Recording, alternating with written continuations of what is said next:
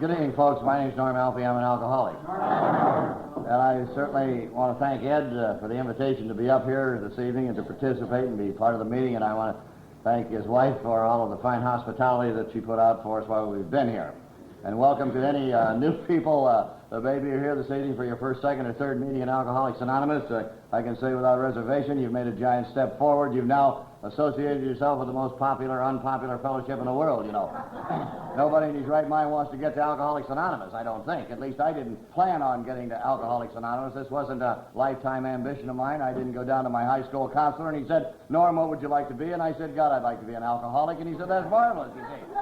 Here's a course, and he laid it out, and I went out there and tore him up for 15 years, and here I am in Alcoholics Anonymous. But if you are new here this evening and relatively new to the program and you have a drinking problem, I can say this without reservation at all, you need never have to take another drink again if you don't want to. And what you're going to find here is the same thing that I've found here. You're going to find a group of people who is going to know most everything about you, you will still accept you, who are not necessarily interested in where you've been or where you're trying to go, but we're very interested in what you're trying to do today. And what you're trying to do today, I'm sure, is the same thing I'm trying to do. We're trying to stay sober, and in Alcoholics Anonymous is where the sobriety is. To qualify the beginning statement I made to any new people who are here tonight, I am an alcoholic, an example, good or bad, that the program Alcoholics Anonymous works. And it has been necessary for me to take a drink, steal anything, and go to jail now for almost 17 years. And I'm going to have to quit saying that because I heard a story about that down at our home group here not too long ago. The fellow, and the story went, the fellow stood up there and he said, I haven't found it necessary to take a drink for 15 years. And he went on to make his pitch and he sat down. And the guy come up to him after the meeting and he says, Charlie, you're a damn liar. I saw you drunk 6 months ago. And he says, that's right, but it wasn't necessary.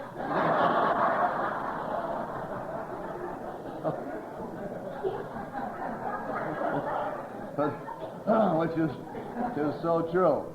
But to the new people, I'm sure you find it very difficult to digest when you hear somebody that say he hadn't had a drink for almost 17 years. If I'd have said I hadn't had a drink for 17 days, you can understand that. It makes a lot of sense, and I can understand it. That seems like a lot of time. I know that the first speaker I heard got up and said he hadn't had a drink for 9 days. I'd have gone up to him and said, the hell you have, how'd you do it? I could understand 9 days, but it was very difficult for me to understand anything that went beyond that, because I came in like a lot of alkies. I came in with a lot of heat on me, a lot of pressure, and some determination, but a certain amount of curiosity about the program. But I didn't figure that I was coming in here and I was going to have to stay all of these years and I wasn't going to take a drink.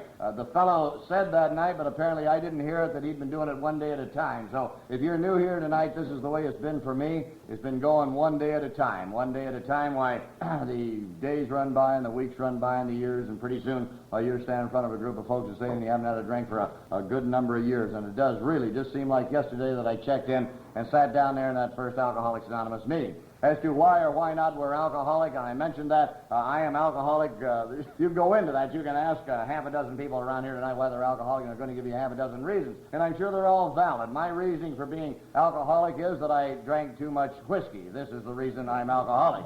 I may have some deep-seated emotional problems, but I haven't found them, and I haven't been to one of them guys to find them, and I don't plan on going. So I may have these other deep-seated emotional things, but my basic problem is that I drank too much whiskey. I'm a guy that's a rationalizer, a justifier, a compromiser, and I got a rotten attitude. And you don't really need much more than that. You know, I had all of that long before I took my first drink.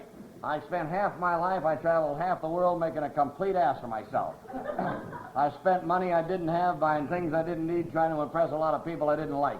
And that's the story of my life, believe me, until I came to the program. I run around all of these places trying to be all things to all people. And I never really knew what the hell I wanted to be until I got to AA. And I come to find out that all I've ever really wanted to be in my whole life is to be able to spend a few days out there on the streets of my city being myself. And if I get no more from AA other than the sobriety and being able to spend a few days out on those streets being myself, hell, I'm overpaid. Because as an alcoholic, I was so many other people. I don't know about you folks up here, but down there, you know, we were a lot of people out there on the streets. When I was drinking, I was always a lot of people. I was never just plain old Norm Alphi, a guy working in construction works. That time, I was Norm, an executive or a vice president or a general manager or owner of my own company. And I was a lot of guys. And when you're a lot of people out there, you're a busy fella, you know.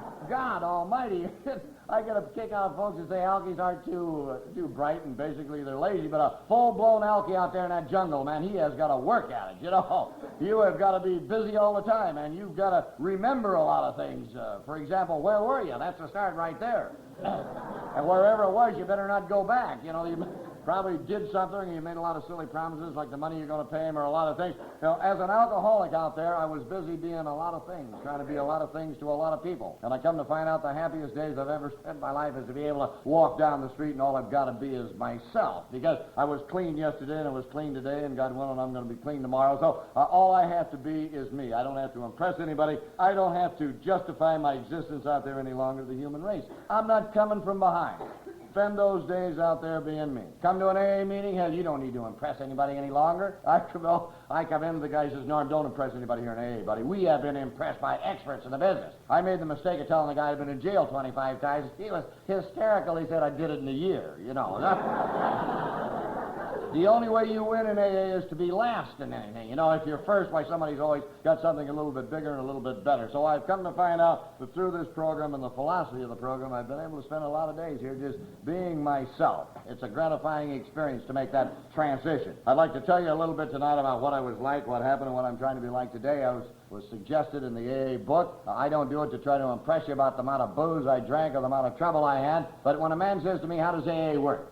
Well, it works, as far as I'm personally concerned, by one drunk talking to another drunk, and between the two of you, you're able to stay sober. That's what it's all about. In other words, what I was like, what happened, and what I'm trying to be like today. I talk about these things, maybe someday that I'll run across a guy, he's had an identical life to mine, and between the two of us, we're going to get in another day of sobriety, and that's really what it's all about. To go back a little bit, I started out as a guy with an attitude problem. I've told you that, and so consequently, I'm a guy who's going to have a lot of trouble. If you got a rotten attitude, you got to have a lot of problems. There's no way you're going to get around it. Well, I started having problems not from booze, but I had problems with police department. I've had problems with police department all of my life. In the beginning, it was stealing. As being a thief by trade, I'm an alcoholic by absorption. I started stealing long before I started drinking. I opened up the Midnight Auto Supply down there in the San Gabriel Valley. What it consisted of was automobile accessories, as some of you may well know. Is hubcaps in the beginning. As you found out, you make a little money out of it, so we kind of branched the system out. And we got all the accessories you'd get off an automobile, and it got to be such a job to gather up all that crap, we stole the whole car. And, you know, overnight that thing branched out, and we cut the overhead down, had a bigger melon to cut, and that's what they're talking about today. You see, in business, I always like to feel I was way ahead of them. My problem was I was always going in the wrong direction. Well, what happened eventually, I was arrested and stood in front of a judge, and I was sentenced to do a lot of time in the reformatory because I couldn't get along with the people on the outside. Well, through the circumstances of a lot of people, this didn't come to pass, but I didn't learn anything from it. I didn't recognize or realize that there is a law called retribution that says what's going out is coming back. If you're going to play, you got to pay. If it's rotten going out, it's rotten coming back. You know, if it's good going out, it's good coming back. I didn't realize that. As a matter of fact, if anybody had told me about it, I wouldn't have believed it anyway. I felt I was a victim of unusual circumstances was my only problem. I could stand there and rationalize. I thought, well, hell, what I was hooking was up around South Pasadena and San Marino, and those people had a lot of money. And they could afford what they were losing. And it, you know, kind of threw you into that Robin Hood area of steal from the rich and keep it. And that's the way I felt about it. And I didn't feel that anything really was that bad. And I'd kind of gotten out of this jam. And they didn't do me any favor when they let me out. No. I should have been probably stood there and had something or paid back some of this. And if it was time is the worst way that you can pay anything back. But no, it went on from there. The alcohol came into my life probably a year, maybe 2 years after that. It would be as close as I can calculate, maybe 30 years ago this coming Easter. Easter week down in L.A. hasn't changed. They're still running down to the beach cities, getting drunk and having a big time. We were going down to Newport and Balboa, getting drunk and having a big time. Going down there to the Rendezvous Ballroom and dancing with the big bands of Stan Kettons and drinking that Padre beer, you know, that nickel beer at that time, and getting a little buzzy and getting beat up, threw up a couple of times, but nothing serious from booze, not in the beginning. I am not alcoholic from the first time I was drunk. A lot of people feel they were alcoholic from the first time they took a drink and the first time they were drunk, and this is true in their case. I'm sure, but not as far as I'm concerned. I didn't get to the point immediately that I couldn't live with it or live without it. I felt at the beginning I drank like the rest of the guys I ran around with, and I drank because the guys I was running around with, they drank. It wasn't a big factor in my life. I'm not looking for the answer to living in a case of Padre beer. That isn't the start, but it went from there. I moved from Padre beer to Rainier Ale, from Rainier Ale to the old Tin High whiskey. And when I got to whiskey, I got to the greatest thing I'd ever found in my life. I thought girls and money was good, but whiskey was a lot better because it got you there faster. I was one of them lucky alkies that liked the taste of every loving thing I ever drank in my life, except Vitalis. And I only tried that once, you know. So I'm really not an authority on hair oil. But I like everything else, and I like that whiskey.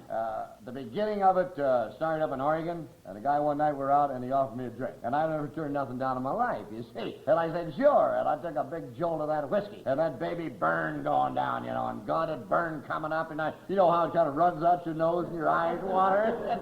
You just stand around saying, hey, that's good, God, that's good, yeah. Jesus, and you're about gagging to death there. But that was the start. And that was 10 High whiskey. I didn't even know 10 High was rotten whiskey till I got to AA. You imagine that? You know, your education kind of gets broadened after you get to the program. But I also learned there were other great advantages about drinking cheap whiskey. Like the guy told me one night, he says, Norm, when you threw it up, you weren't losing a lot. And, it takes an Alphi to figure that out, but I can understand that. Wouldn't you be sicker than hell if you were standing out there heaving up that $8 bourbon today? $8 there, by God almighty. That's enough to make a guy sick all over again, watch it. $8 go out. That 10 High was going for about 65 cents hop at that time, and that was as good a deal as I've ever found. For 65 cents, I could be all things to all people. For 65 cents, I could be good-looking, well-built, intellectual, and wealthy, and I got the job done in 2 hours. That's the best deal I ever had in my life. No doubt about it. Couple of blackouts, maybe, nothing serious. I left Oregon because I had a little trouble up there. Kind of got sidelined a little bit in the car business, and I came back to L.A. It was like a man down in my home group years ago told my life story. He stood up there and he said, if it was too big to carry, I laid down beside it and claimed it. And that was really the story of my life until I entered the program.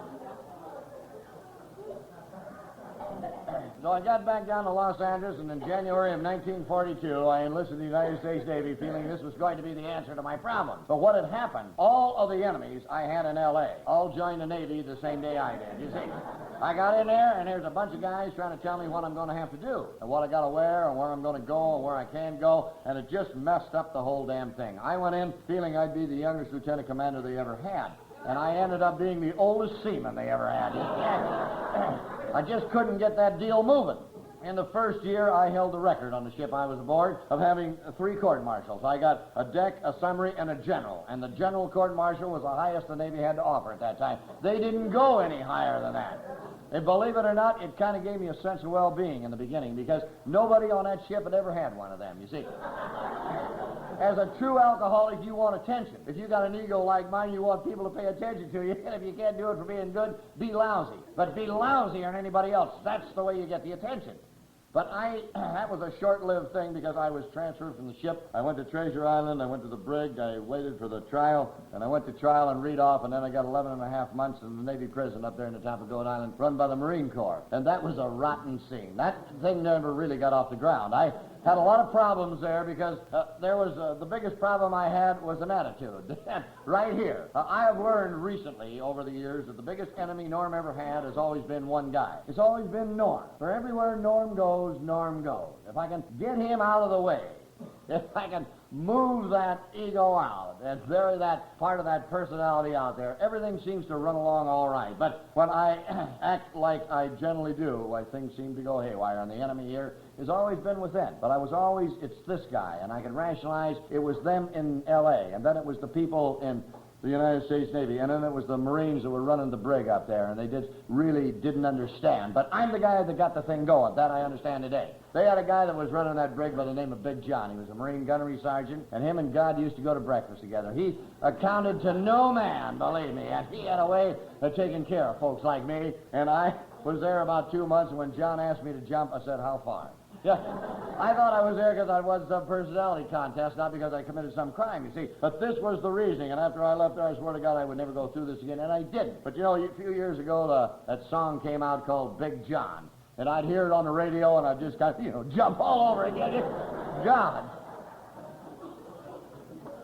But my career in the service, as I told you, was a disgrace. I spent a lot of time in a lot of different places that had some advantage. Whenever there was a transfer, I was always on it. You could depend on it. So you moved around a lot and saw a lot of scenery, a lot of different ships, a lot of stations. I learned how to drink other things other than just whiskey, beer, wine, brandy, whatever you get your hands on. There was the de-icer fluid out of the wings of the planes, which had a twofold effect. It got you drunk and stimulated your bowels at the same time, You could never get all the oil out of it. You got thirsty before you ever run that baby on more. You just gobbled it down. Every outfit always had some amateur distiller, and we always had one every place I went. He was always running something off, and this Raisin Jack or something. I'll never forget this guy, Mudhen Brown. And God, he made stuff that it made your teeth all black, you know. But it was all that was available. What the hell are you going to do, you know? That's the way it goes. He didn't have money to pay for that good stuff. Well, I was discharged and came back to Los Angeles in Christmas Eve of 1945. Los Angeles, 1946, and I had a lot of good intentions. Hell's good, filled with good intentions. You and I know and understand that. I was going to tear him up in 1946. That was going to be my year. Well, I tore him up, but it wasn't my year. I couldn't stay out of jail. Every time I turned around, well, they had the arm on me. Same city. Every Alphi's got a city kind of picks on him. Mine happened to be that Pasadena. God, and I hated Pasadena, man. They used to have some kind of an alarm system went around the city limits. And every time I crossed over, it went off. You know, it, man, he's out there. Get him. And they got me, and I'm off in the can. They picked me up that year 5 times. They got me on 2 plain drunks, 2 502s, and then I got a 501 felony, drunk driving, hit and run, bodily injury involved. Same city. And I could never understand why I kept going back. But now I know. God moves in strange and mysterious ways. No matter what you do or you don't do, that's the way it's going to work out anyway. Out of all the evil of my life and living, a certain amount of good has got to come from it. The good that come from this incident in 1946 was I heard about AA. I got down to picked up in the 3 blocks from the scene of the accident, locked up in the felony tank, went down in front of the judge in the morning, faced him, and he sent me off to the city jail. In that city jail, 140 guys are doing time. Out of 140, one jackass got out of the can once a week to go to AA meetings. Guess who I'm sharing the cell with? The fanatic that goes to AA meetings once a week. God, if he wasn't a drag. He'd get out once a week and he'd go to these meetings and he'd hear all this falderall and he's just dying to tell somebody about it. And he'd come back, they'd lock him up. And you don't have a big audience there in them jail cells, I'll guarantee you that. And we'd sit there once a week and he'd give me the treatment. And I'd hear about this AA business. And it finally got to the point where he wanted me to go to a meeting. And like I told him or anybody else that told me I had a drinking problem that time, I said, not me, buddy. Booze isn't my trouble, it's the rotten people. Them, God almighty, them people out there. Once we get them people straightened out, it'll be all right. But no, I'm too young to have a booze problem. His case was altogether different. I said, hell, Sullivan, you're 36, man. You get to be that old, what else is left? You're on the bottom side of that hill they're talking about. I'll take care of that action out there. You take care of whatever you take care of. But, man, don't you get me connected with them boozies, because I don't have a drinking problem. And I left that city jail with that seed planted. He didn't know it. I didn't know it. But that gentleman upstairs that looks after the damn fools and the drunks and the people trying to make this AA program, he knows all about these things, you see. But no matter what you do or you don't do, that's the way it's going to be, Norm. And it can work in the other way, too, you know. I missed killing 4 people that night by 3.5 feet, just a snap of a second. That's all you're talking about. I hit that car in the back end. Had I hit it broadside, there would have been a total disaster. It would have destroyed all that was there. Who moves you over 3.5 feet, you know?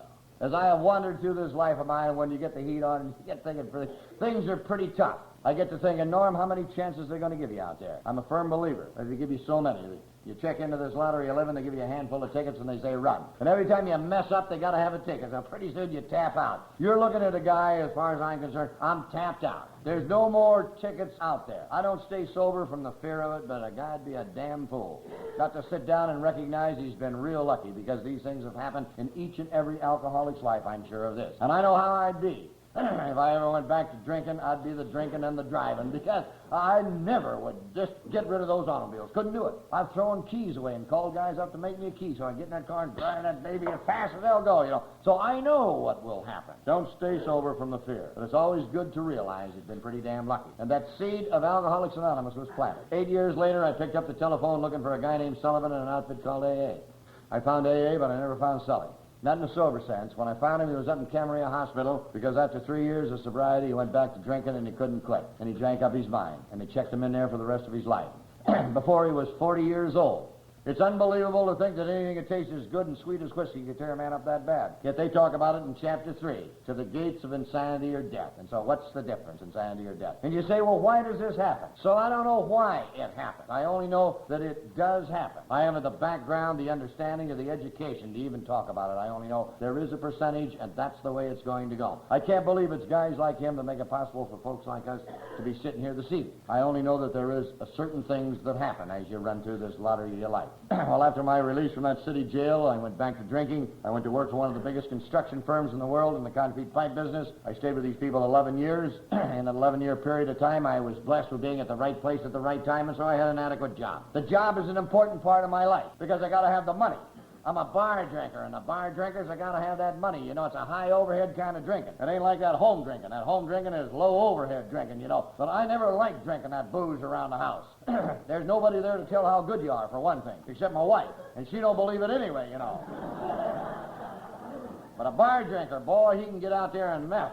You can get out there and circulate out there, you know. And you can get in a half a dozen joints in one night to let them know how good you are, you know. It was very important. And I just like them saloons. I like them dark lights they got in there. God, they got them so dark today, I got to be in there a couple of days and never find them, you know.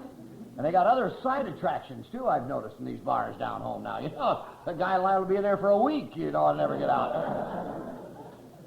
But I like the music and the air. God, it just kind of hangs in there, doesn't it? Yeah.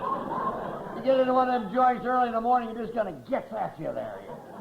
Who needs the deserts, you know, for asthma or anything? You just go into one of them saloons early in the morning, dragging it, blows it all out, you know. God. But better than anything else, I like to sit there with the big money. Where do you meet the big money in town? You meet them on any bar stool in the world. About midnight, they're all sitting there. Yeah, that's me right there in the middle, and you're building them castles in the air. Yeah, forming them corporations, putting them partnerships together.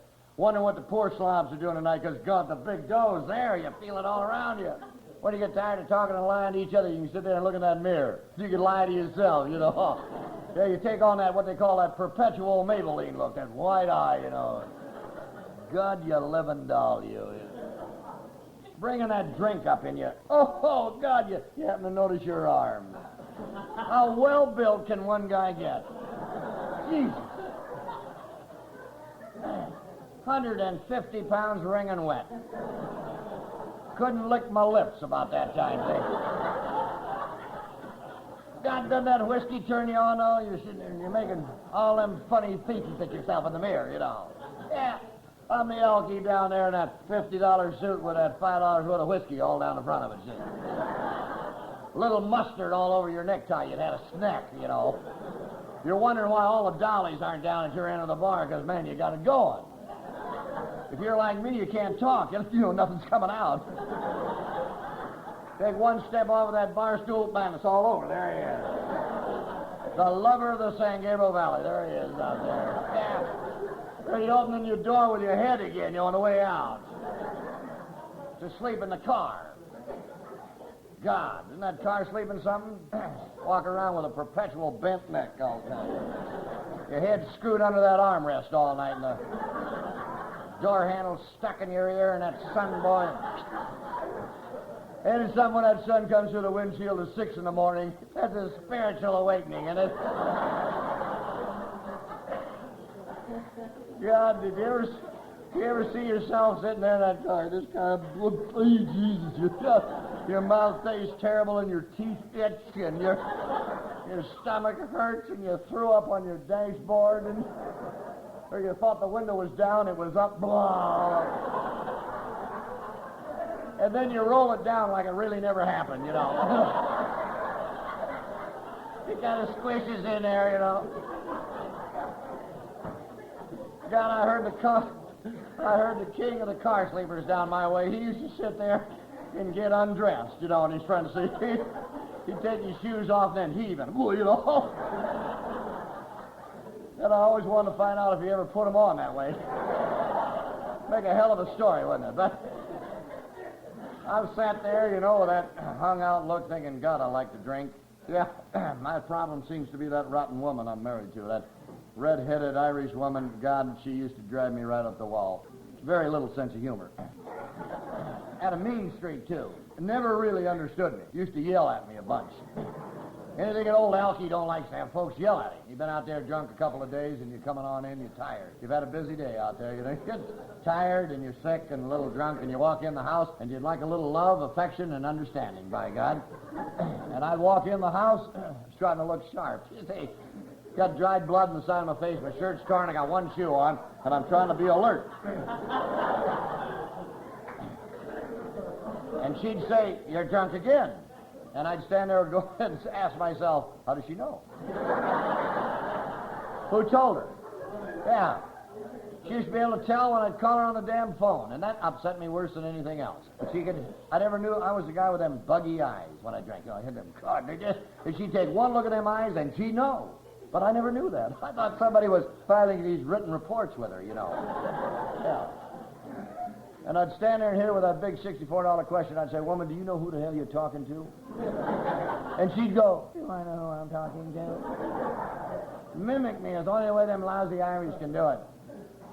In case he didn't know, I would introduce myself to her. If AA hasn't done anything else for me other than the fact I haven't had to introduce myself to my wife now for a long time, I'm overpaid. Because periodically I used to stand there and introduce myself. I say, baby, I'm old Norm. That's who the hell I am. I don't want you to forget that. And you know every loving thing you got? I get it. I bought this house for you. Yeah. I try to let her in on the deal, see? All that food up there, I buy all that, and all them clothes you got, woman, I buy all that too. Don't you ever forget it. By now she's hysterical because she knows the deal. You're 2 months behind in the house payment, the food in the cupboards it isn't, and her wardrobe, she's standing there right there. She knows. But I'm not a guy that gives up easy. I'd give her one more chance. Yeah. Because sometimes that happened when I had my dearest friend with me. He's the fellow I went in business with last night in that bar, and I've invited him home. Charlie, would you like he's dying to go home with me. He's frightened of his wife, too. I've been on both sides of it. There you go, the old blind leading the blind. Ain't that something? You got to standing there, and you've embarrassed me in front of my best friend. And then I couldn't think of his name. Either apologize or I'm leaving. How do you like that? She'd go down to the bedroom, throw all my clothes out. I would grab them and carry them out to the automobile. If I went through that once, I went through it 15 times. The old clothes-packing Alphi. He's a joy to the neighborhood. There's no doubt about it. When they get tired of watching the telly, why, they can stand out there and watch him carrying, staggering in and out of the house with that armload of clothes. Packing them up in the back seat there, driving off, swearing I will never come back. As long as I live, this time that woman has really gone too far. That meant 2 more days out there. In 2 more days, I'd be coming back to the place I was never coming back to because I got no place else left to go. Now, you get to the point where everybody else you've used up, and you tap out, and so you come back with one more lie, one more promise, maybe she'll let me back in. I'll bleed a little out. Dear God, another priest, I'll go take another pledge, I see another doctor. I got a whole bunch of things I'm going to tell her. And so here you come home early Sunday afternoon, driving that car down the street you live on. Everybody's out there working, and here you come with a flat tire on the front part of the car. But you're too drunk to change it, so you're driving. The old rim driving Alphi. That's a unique society within Alcoholics Anonymous, is the old rim driver, the old tire popper flopper. Here you go, boom, boom, boom, down the street. It kind of serves as an alarm system. They get a chance to get all the kids out of the way before you And when you got a flat on the front end of that baby, it's just knocking the hell out of you. You're coming down there, and then the sweat's running down off your face, and you turn that car into the driveway, open the door, and you fall out. There you are out there, laying on your front lawn. I get up thinking to myself, I wonder if anybody saw me. Yeah. Because if you're a true, full-blown alcoholic, you go through life and living thinking, nobody knows I drink? Nobody knows I drink. No. My sponsor told me. He set me straight on. He says, Norm, after you admitted you were an alcoholic, it became unanimous. Everybody in the 5 western states knew you were drunk and bum, but you. And that's fact. But in those years, no, I wouldn't recognize or believe. I could rationalize. I am not an alcoholic. No. The reason I lay on my lawn is because I have the flu. Yeah. Grass is good for flu. You and I know it. Nobody else knows about that. That's our problem. Or parking the car through the hedge. When you go out looking for homes, you never buy one with the back end of the garage is hammered. An Alphi lived there, coming in the garage, right down through it, you go. They never knew I drank. That's getting up off the lawn, trying to line yourself up on that front door. Isn't that a job? You don't want to stagger, and there you go. You get right to the front door, fall through the screen, there you lay out there again. Sitting there in the front room in August with all the curtains full and the sweat's running down. You're dying again. Alkies die a bunch before they ever get to AA. They're always dying about something. And who dies better than an alcoholic in August sitting there in his own front room?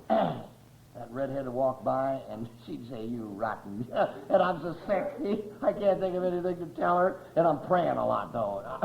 I'm not one of them agnostic alkies. I've laid in too many drunk tanks, and I've sat in too many front rooms not to be, God, alcoholic in August sitting there in his own front room. that redhead would walk by, and she'd say, "You rotten."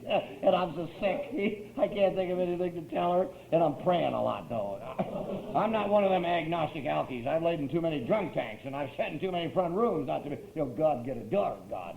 Hurry the sun down. I've got to get the hell out of this house. This woman's driving me up the tree. I got to get out of here and get something to drink.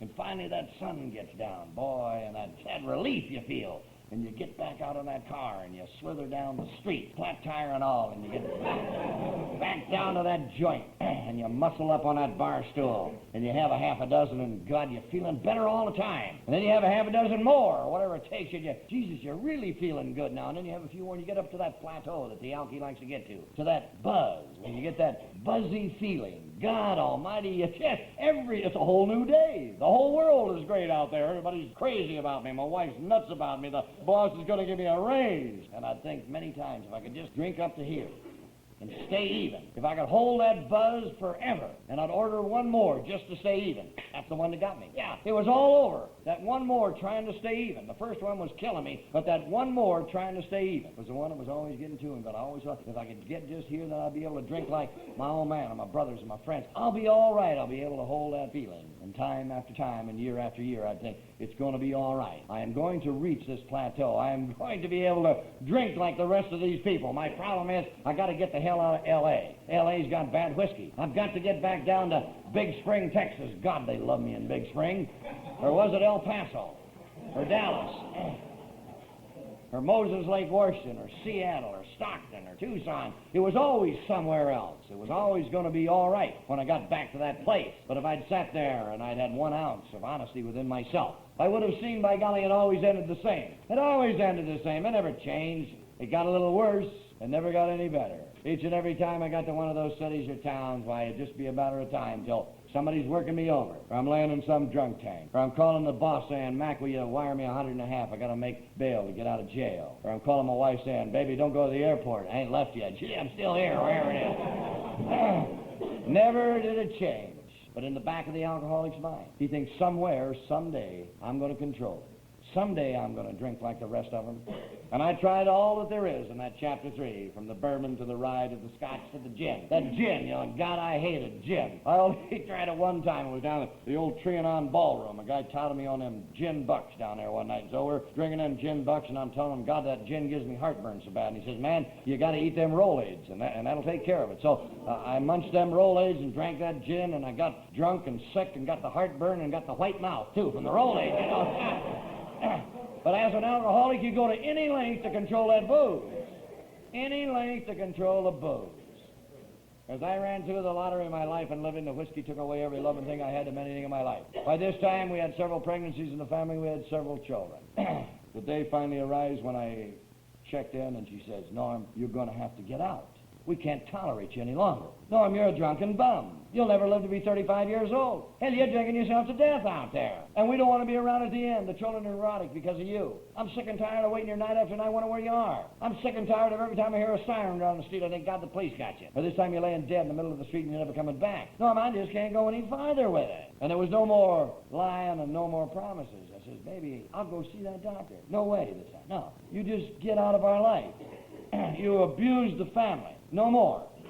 And so you jump in your automobile and drive away and think it'll never happen to me. But if you drink enough booze long enough and hard enough, it's almost got to be.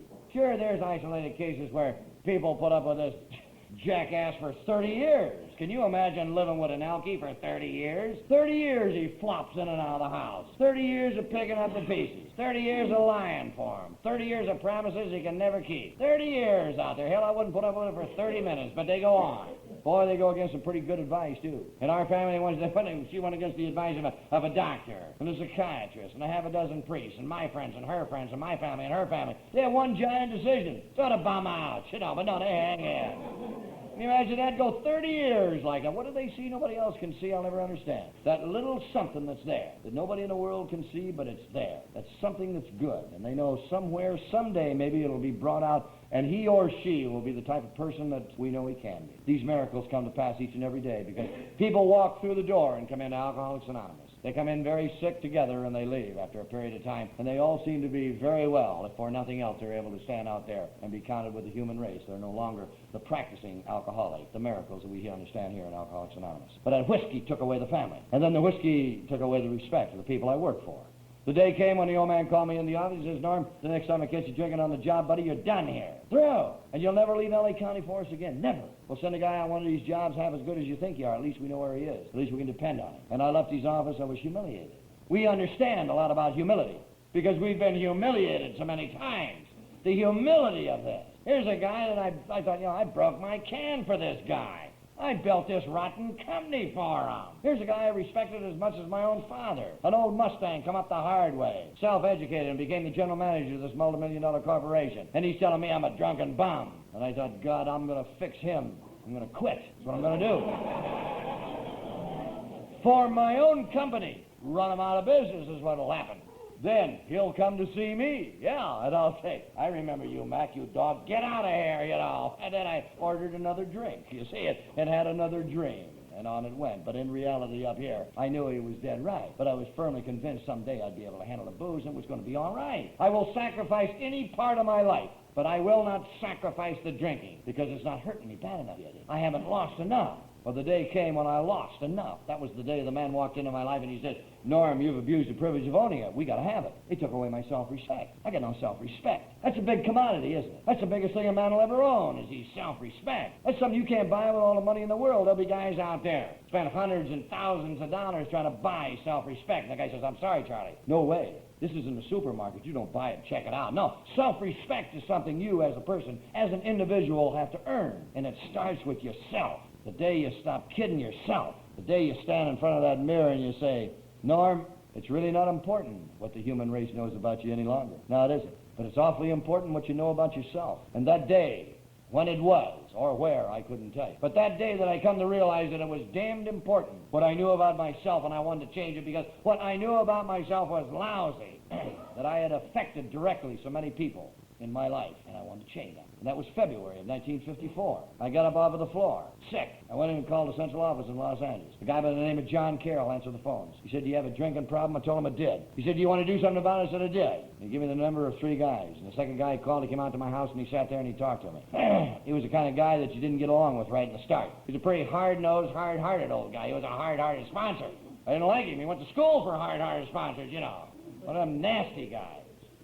Said a lot of nasty things to me, too. And us being sensitive people, I didn't really understand all of that, and I didn't think it was really necessary. But he's just right for me, this sponsor. Everything all my life's been a hard way. Why not AA? I didn't realize that then, but I realize it now. What the point he was trying to get across was, buddy, you got to be willing to go to any lengths to get this program, and it fits. I understand that today. For you see, I went to any lengths to get the whiskey. I lied for it, cheated for it, conned for it, stole for it, any lengths to get that booze. So I got to go to any lengths now to get this program. And what it meant to him was that he didn't pick you up and take you to meetings. That's a soft touch. He said, if you want what we have and you want it bad enough, any lengths to get it, you get in your car, you drive down and I'll meet you there. And I got in my car that night and I drove down to the old Temple City meeting and I met him there. The old Temple City group that used to meet down in Rosemead. The Temple City group today meets in Arcadia, They never did meet in Temple City. Strangest thing you ever heard of. Strange group of people. But them Elkies are strange people, when you get right down to it. They don't do anything right. But it works. You see, that's the important thing. It worked. Well, I checked into that Temple City group down there that met in Rosemead. I met 15 or 20 of the finest alcoholics that ever came out of the San Gabriel Valley. They're all standing around drinking that rotten coffee and eating them lousy donuts. We had a bunch of money in that group. Man, we had so much money we had donuts twice. Before and after the meeting, if you can imagine that. And we always bought a half a dozen jelly donuts and we saved them for the new guy. Yeah, man. You see that green one coming through the door. He's mine. Yeah, you go on there, God, we're glad to see you. Would you like a jelly donut? Show it to him, see. Would you want a donut? No. You're looking down there something you left out in the street last night, No, I know I know. Then everybody laughs about it. You're introduced to the sense of humor of the alcoholic immediately. They got a twisted, warped sense of humor. Yeah. The only good part of it was that if you stayed sober long enough, you could do it to the next new guy to come through the door. That meeting began. I sat down in a group of people, maybe 80 or 85 was there that night. 3 guys got up, 2 guys and a gal. And they told what they were like, what happened, and what they were trying to be like today. The guy that kind of got to me a little bit was what they would call the major speaker of the evening. And he was telling everybody these things I've been hiding all my life. You know, go to jails, people beating them up, and a woman divorcing them, and all of these things. And you sit there as a new person, and you're aghast. Because you don't tell anybody these things. The hell no, the day before I came to the program, a guy come to me and says, Norm, you ever been in jail? Oh, hell no. No. Went down to bail a friend out one time, but I don't run with that kind of riff-raff. What are you talking about? You spend 2-3 weeks in AA, and you're down to tell anybody that'll listen, and a lot of people that won't listen. How many times you made the can? Well, sure, it gives you a sense of well-being down in L.A. If you made L.A. County and Lincoln Heights in the same year. You're rated in the top 10 down there, you know. Sure. Well, that's what this guy's talking about. He's standing up there telling everybody what a jackass he is. How people beating him up, and they're laughing. Hysterical. He talked about drinking Jamaican ginger, giving them the Jake leg, crippled them up so bad I put them in a hospital for 2 months, and they were really hysterical over that. And I'm sitting there trying to figure out, you know, nobody knows what's going on. This guy's sick, and all they do is laugh. And if you're as self-centered as I am, I'm sitting there thinking, I'm probably here to help them all. That's right. Nobody knows what's going on.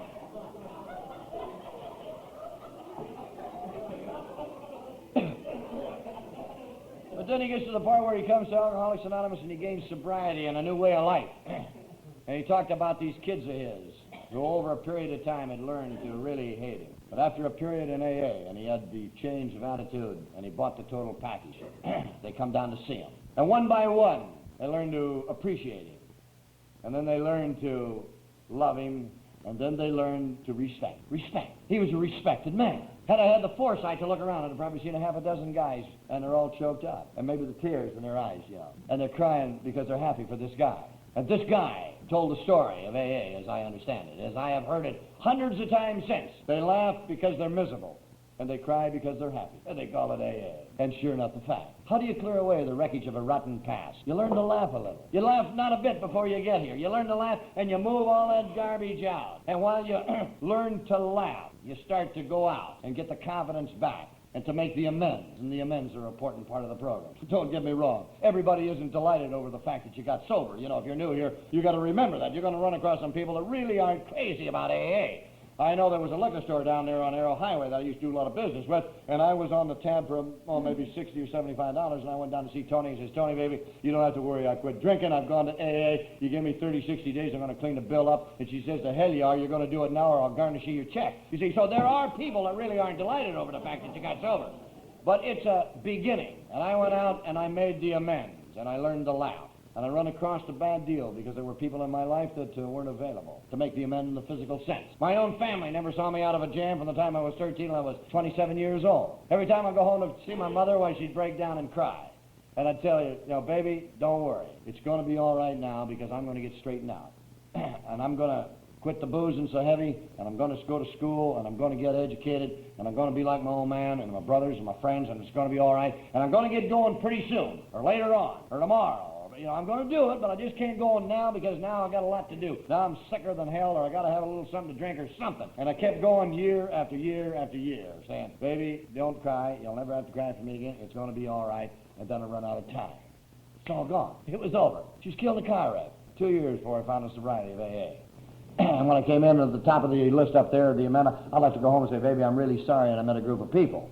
And it bothered me. Everybody comes in and they bring a cross with them. Some are going to be big, some small. You make out of it what you want to make out of it. You're only going to pack what he's asking you to pack, and he'll never give you more of a load that you can carry anyway.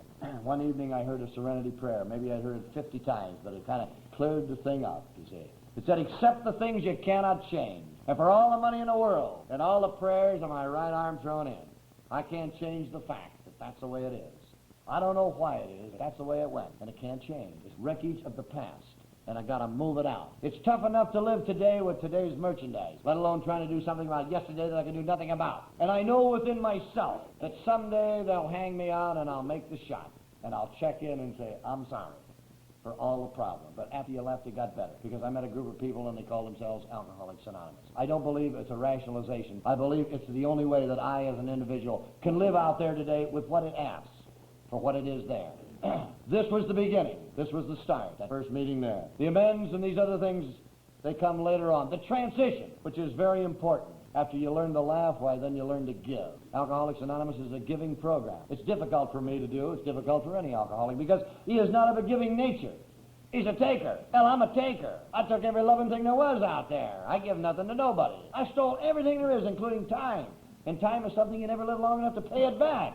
In order to buy the total package here, as I understand it, you got to give. You got to give something out, just for the hell of it. The no compromising kind of giving. The giving just for the pure hell of it. You know what I'm talking about. And it is a transition. It is difficult. Because all my life, if I did $1 for you, I want 5 back. But today, in order to really enjoy what there is to enjoy, I can no longer take. I got to give it. I got to give it away somehow. Pick up that ashtray, make that coffee, go secretary of a group or central service, general service, institutional, or that 12-step call. Boy, what a way that is. You make the call out there in that Alphi, and you sit there and you talk to him for 2 or 3 hours. And you don't know whether you've done any good or not, it doesn't make any difference. And you're leaving his house, and you're walking down to your car, and you got that feeling within yourself. It feels so good. Jesus, there's no feeling quite like it, that sense of well-being you get within yourself. The sense of well-being I used to feel when I drink and get up to that plateau, and I'd have that buzz, and I'd feel so good, and I'd think, Christ, if I could hold it forever, but it'd be over. I could never hold it, see.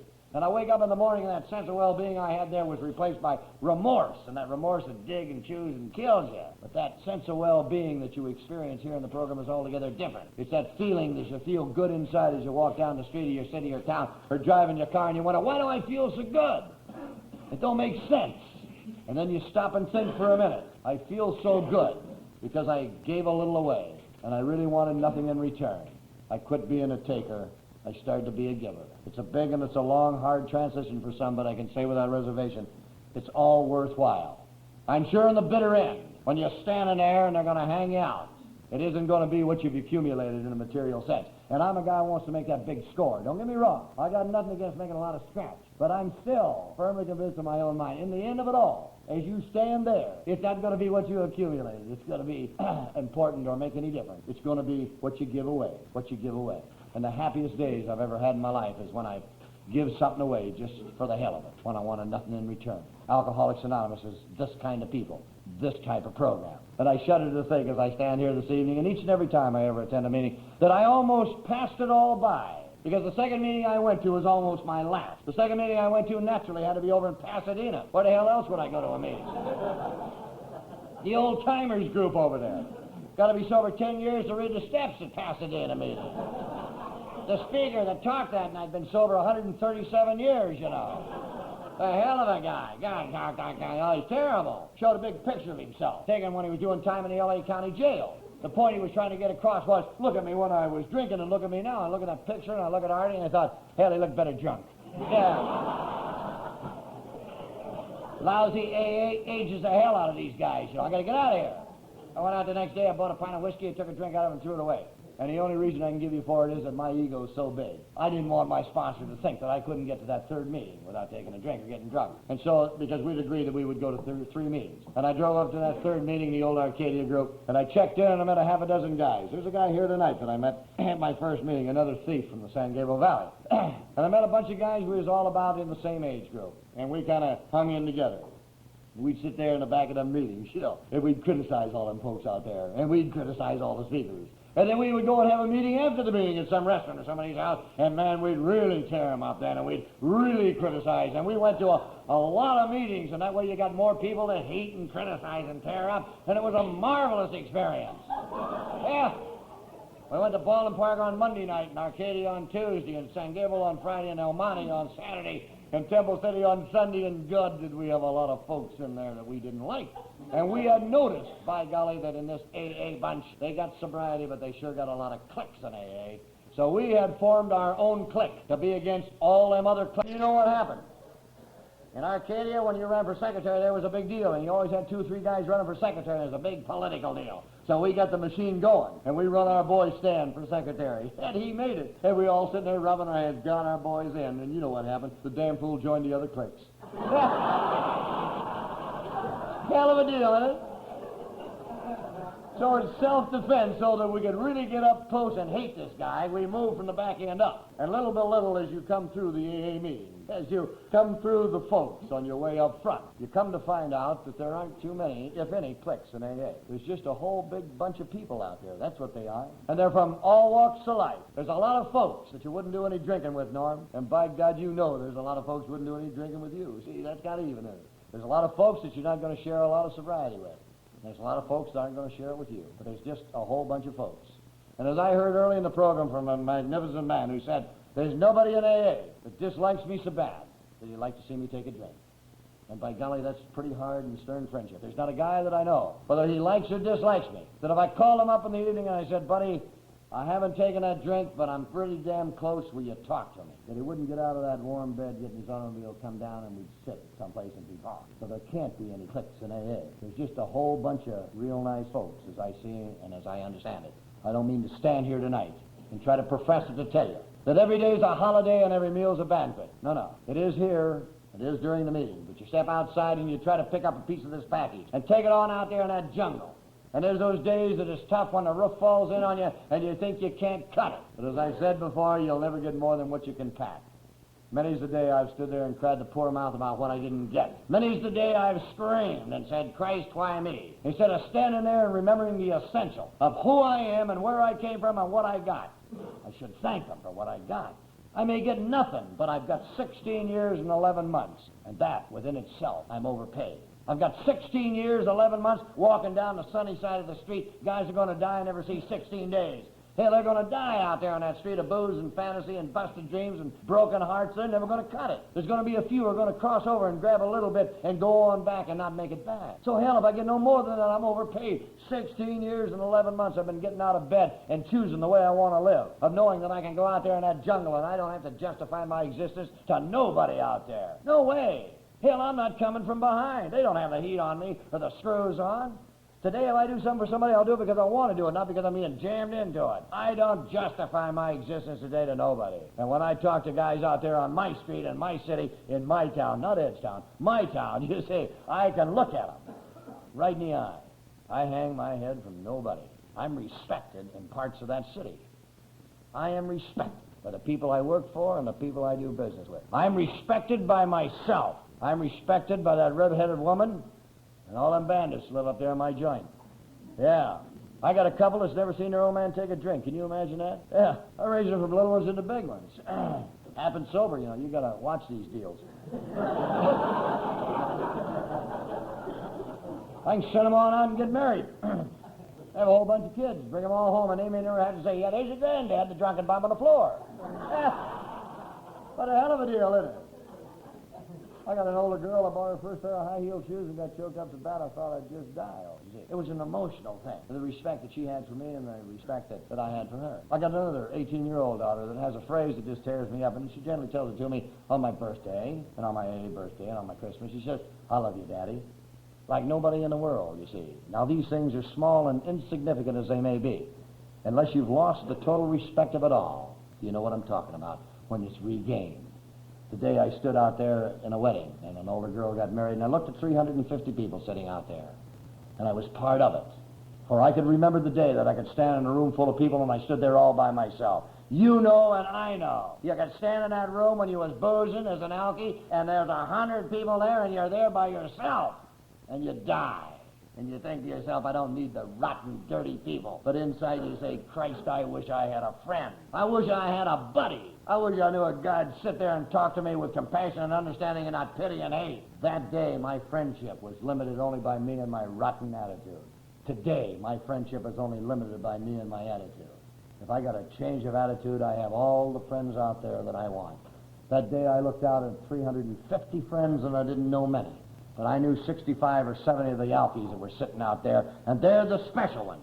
They're the guys that give you that big high sign, you know, in a crowd. They want you to, hey, here, buddy, you know. Yeah. Boy, that's something to get you right there. The hell of a deal, you know. And I know what he's trying to tell me. He says, Norm, buddy, you know, I know what you're doing, buddy. I know how you feel. You made it. Another guy, another alky off the street through the jails and the crap. And he's making it. He's sharp and he's clean and he's making it there. And he says, Norm, if these guys, if the rest of these people here only knew, if they only knew who you are and where you come from and what you got, and I think those say, God, buddy, if they only knew. Christ, if they only knew who we are and where we come from and how it's scratched and hurts and what we got. If they only knew some of our friends, if they only knew the Ed Highs and the Denny's and the Kips and the others and the Bills, if they only knew. And when it gets so tough, you can't stand it. You stand and think, Norm, but for the grace of God, Alcoholics Anonymous and these friends, you could have missed it all. You could have missed it all. Because there's such a fine line between getting here and cutting it and just not getting here at all. Thanks a million. God bless you all.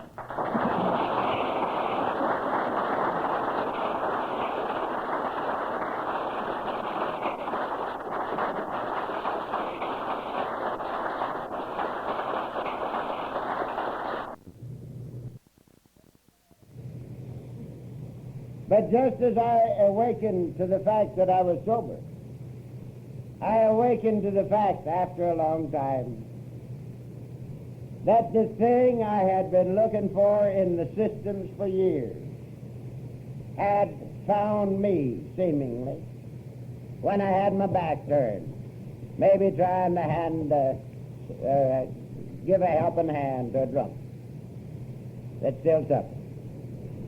I woke up to the fact that I was at peace with me, and at peace with you, and at peace with God, as I understand.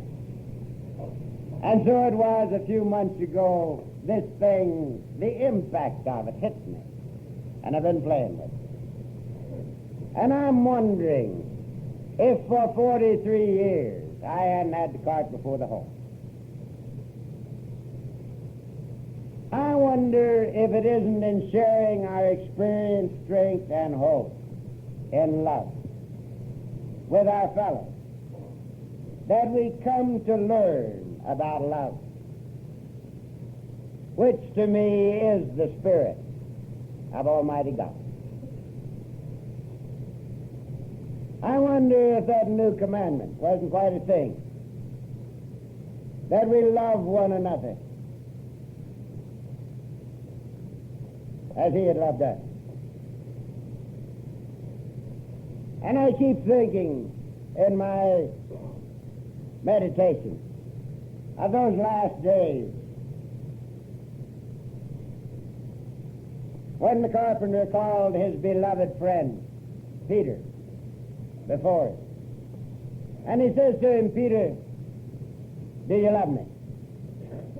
And Peter says, yea, Lord. And he says, tend my sheep. And he asks him again, Peter, do you love me? And he says, yea, Lord. And he says, tend my sheep. And the third time, the same question and the same admonition. And I wonder if it isn't in tending the sheep that we come to know the shepherd. Ah, this to me is the thing that sets Alcoholics Anonymous apart from all other ways. We have no preachers here.